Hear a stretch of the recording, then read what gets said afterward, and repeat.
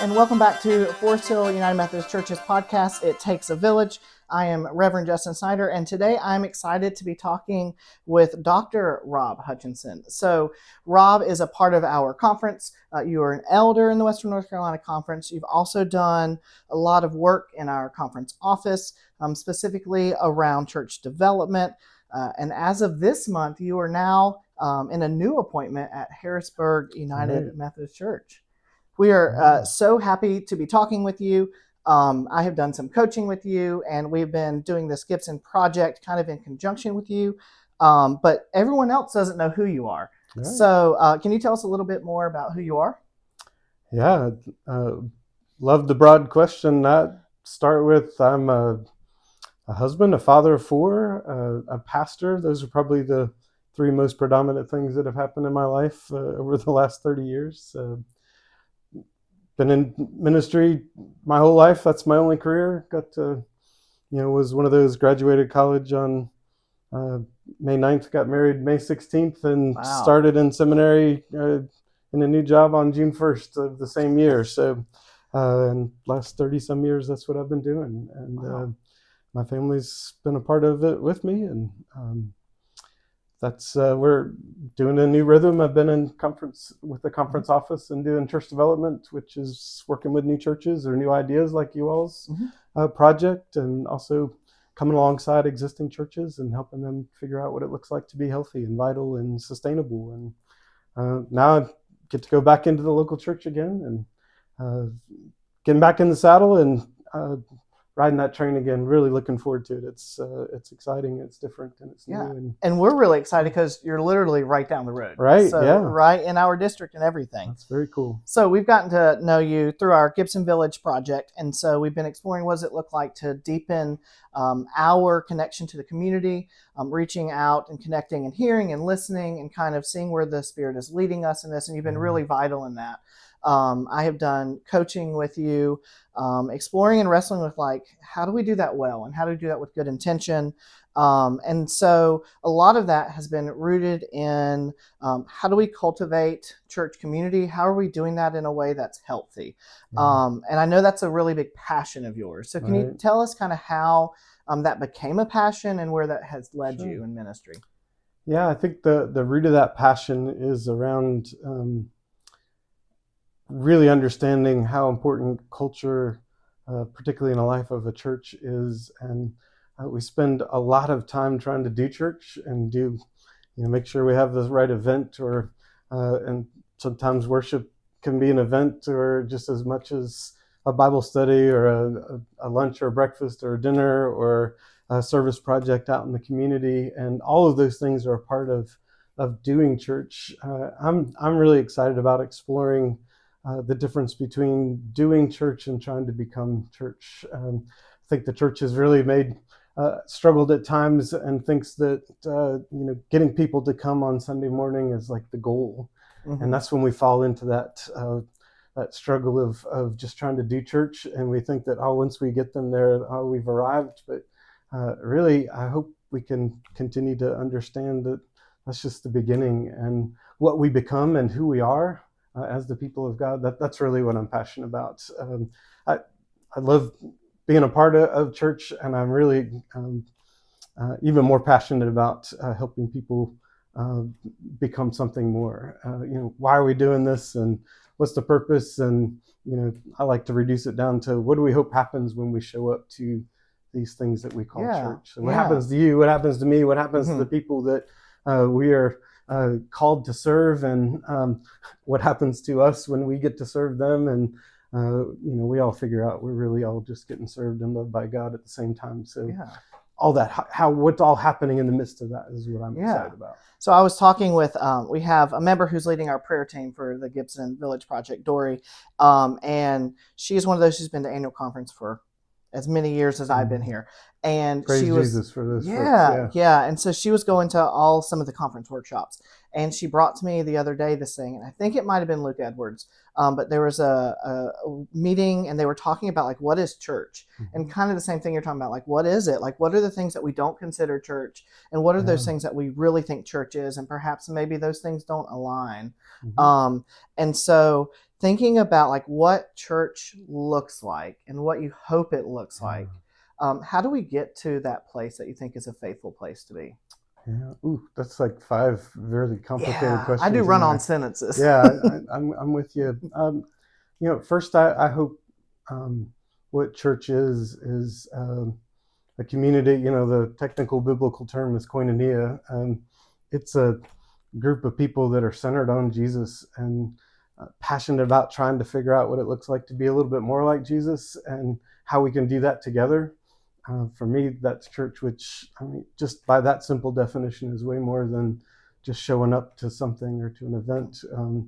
And worship often is our central piece. I often wonder what it looks like if we really consider worship that place where we come together to celebrate how we're becoming more like Jesus and try to learn more about how to be that, and then fling ourselves back out into the world to be church and to become church in the community around us. It's still all centered on we discovering how we're loved by Jesus, and then how that starts to shift and change us so we can love the world a little bit more. I mean, Jesus makes it simple: just love God and love your neighbor, and really everything is encapsulated in that. So how do we learn to do that? And what is church going to look like that's different than now? I hope that we can value and prioritize all the other ways that we express being church that's beyond Sunday morning. Sunday or Sunday afternoon or Saturday night, wherever your main worship gathering might be, that there's things that go on during the week that are also expressions of church that are just as important. Mm-hmm. And there might be some folks that never get to church on Sunday morning, but you poured time and energy and love into them. What does it look like for us to value those moments just as much as we do? So instead of asking, when I did consulting, probably within 10 or 15 minutes, I'd always hear something along the lines of, we've done all these things during the week and these people still just don't show up on Sunday morning. What happens when we flip that around and start asking about, well, tell me more about those people that you encountered this week. Tell me what's going on in their lives. What do you hope happens with them? What do you hope happens to you as you get to interact with them and to love them? All of those spaces and all of those things that happen, that's, to me, that's what I hope we start envisioning and imagining what church can be. Yeah. So on this last week, we did a kind of a meeting on Sunday afternoon. We're talking about like the things that we carry with us, the expectations of how we hope that our church could be welcoming. Like, what does that look like? What are those traditional expectations of welcome? And how perhaps the things that we assume are the right way or just the things that we've always done. And kind of thinking about that.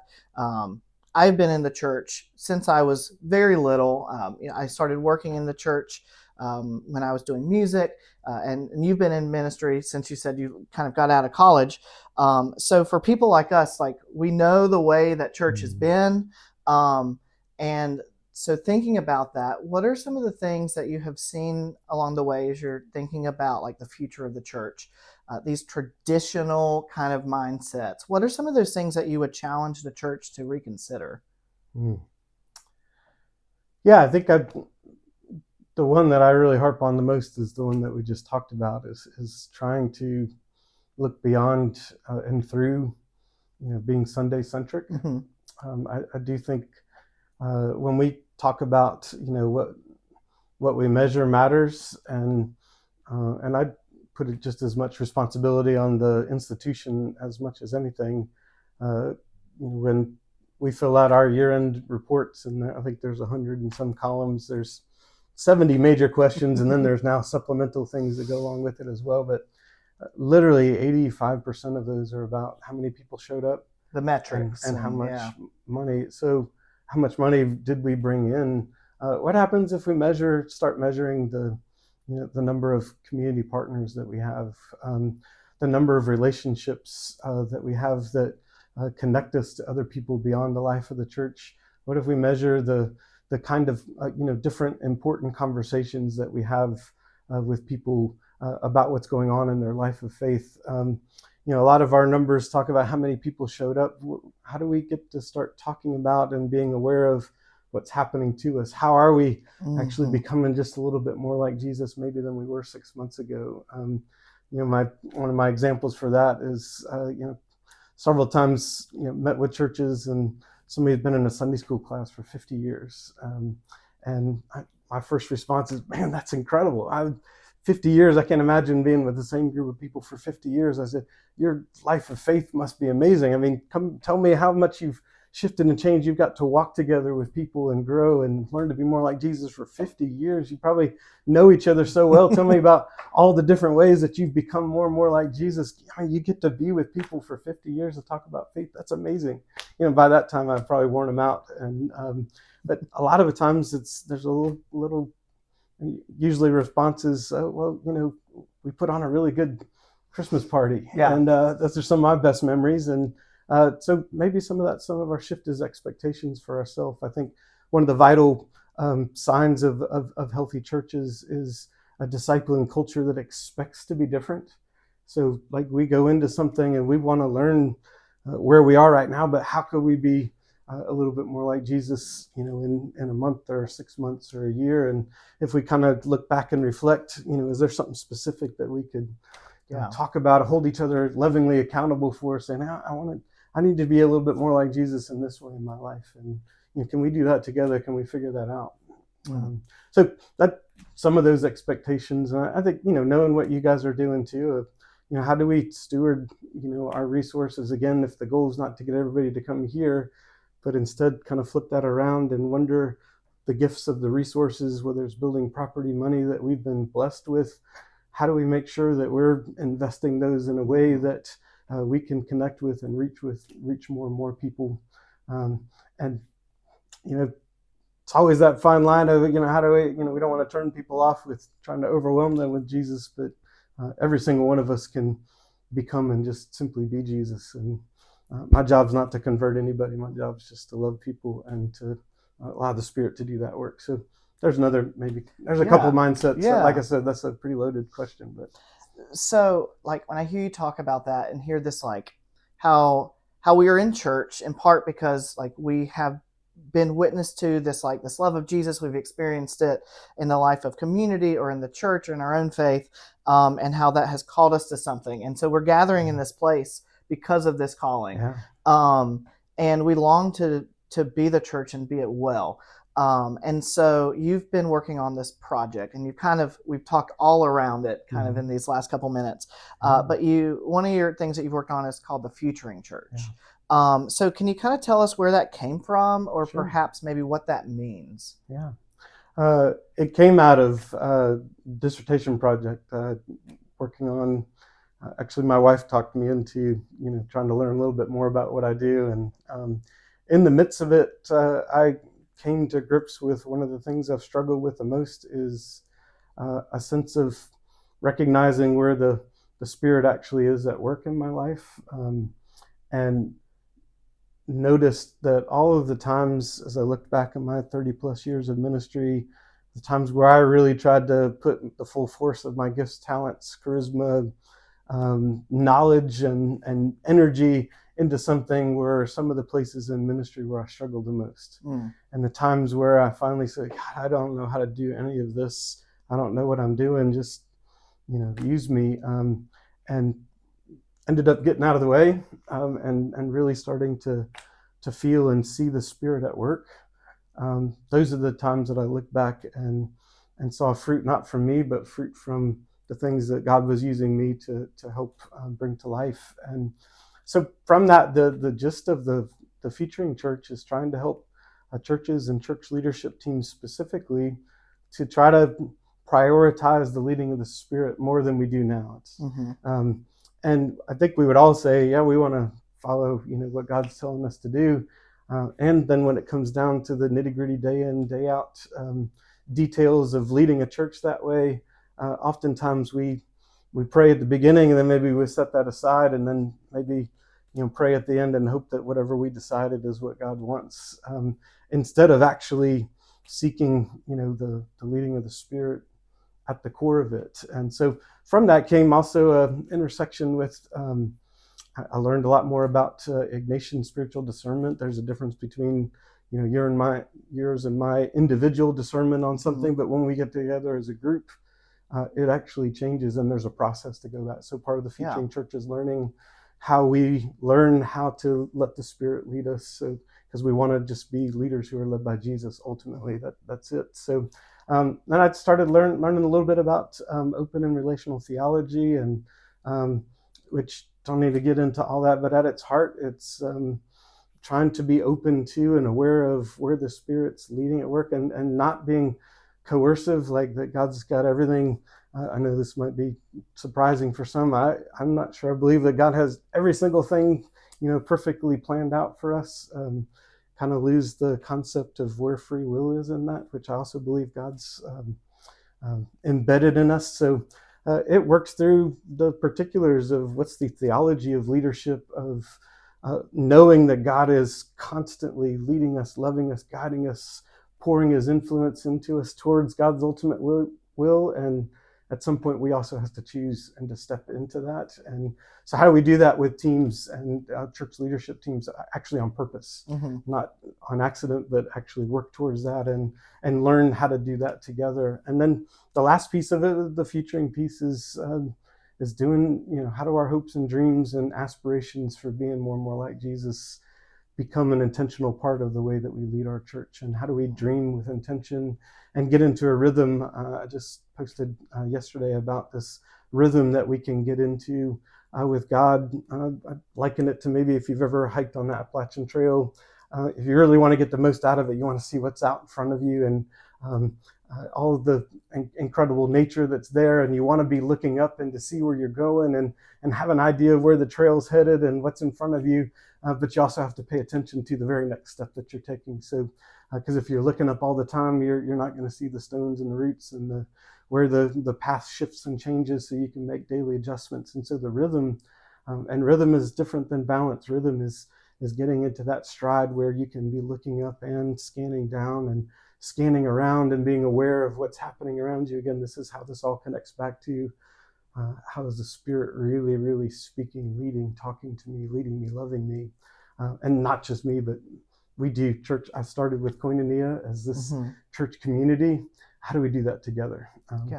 Really hard to do it together because there's so much giving and sharing and giving away of what we think we want personally. I think what God's leading us to is this other way. And so part of the featuring is, what's that aspirational, what's that ideal way that we want to be with God together? And featuring talks about, there's 3 simple things. I'll end here. That we don't exactly know what the future is. We can't predict it. And the third piece of it is that every decision we make right now today will help inform what the future is going to be. You put God up and God's influence with us. If we prioritize how the Spirit is leading us, it changes the steps that we make, like the very next step that we're going to make that's going to move us towards who God wants us to be. So that's what the Featuring Church is about, and trying to do it on purpose. I think that's that part of it, and kind of like thinking like the walking the Appalachian Trail and like wanting to see the end, but then like also recognizing where you are and kind of things along the way. That's been really a challenge for us, I think, as a church, because we really love to know the end goal. We love to know what it is. We want to like set out all the steps, and then if we just execute the steps, we're going to get there because we have established that. And I think that challenge that you're saying is like being open to the Spirit along the way. We've seen that in like the market, and our market has looked different than we thought it would. Right. And all these things, and part of that has happened because we sit there and we have to pause for a moment and say, okay, let's reassess where our footing is and see all these things that are coming to life in front of us that we didn't know when we first cast this vision that we hoped was faithful to. And so I think that's a challenge for the church, because we want to do it like we want the path. Right. So what would you say to like encourage us and anybody who's trying to get there and then have to recalculate along the way?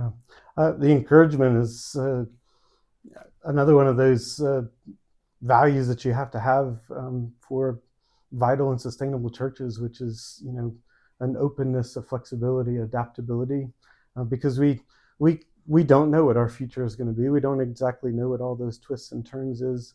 But Elaine Heath will tell us, the the simple way to approach that is, we show up, we start paying attention to where God is already at work, because remember, we're not going into any place that God isn't already working. So we show up, we pay attention, and then we start cooperating with where we see God's working. And then the hardest piece is to release the outcome of what's going to happen. And while we're paying attention, we can be looking and thinking about things like, so what do we hope happens to those folks that were showing up? I already heard some stories from you about some of these partners that you weren't expecting, maybe some of the people that are participating in the market, whether they're artists or people who are bringing their goods and all those kind of things. What does it look like to wonder with them, be curious about what do you hope happens with them through this process? What do you hope happens to you as you engage in trying to be a vital part of your community and to bring Jesus into the midst of that community? What do you hope happens? And whether that happens or not, you celebrate what actually does happen, and it's your hopes that give you a picture and kind of the direction for your next step. But we don't ask what do we hope happens? How do I change? How can I be different? How might somebody else's lives, how might our community be different? Then we won't really know what direction our step is going to be. And the Spirit's already pouring into us and pouring out of us, and there's so much overflow.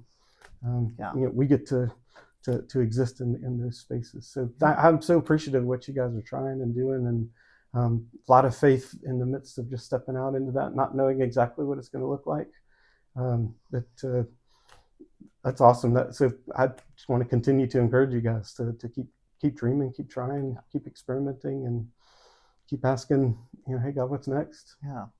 So as we're dreaming, as we're hoping, as we're seeking to be faithful and adjust along the way, what do you hope still rings true, perhaps for us as a church, but also perhaps for us as a denomination, as we are open to the Spirit and wherever that leads in the next couple of years? Yeah. I do, in the Futuring Church, we do, it's called a Futuring Lab, and we imagine what the world will be like in 50 years. We imagine what we think our church should be like, and we also kind of dream a little bit and invite the Spirit in to say, what do we know it should be like? And so I hear some of your question being, what should it be like? And what I hope still is at the core of what, no matter how we do it or what it looks like, that we will still be seeking to be in community together.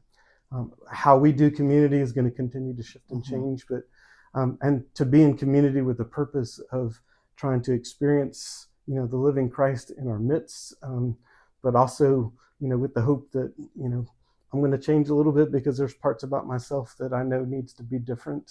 That community is going to, provide me a safe place where I can figure out what it looks like to be loved by God, and then also to start loving Jesus, or loving people, through the eyes of Jesus.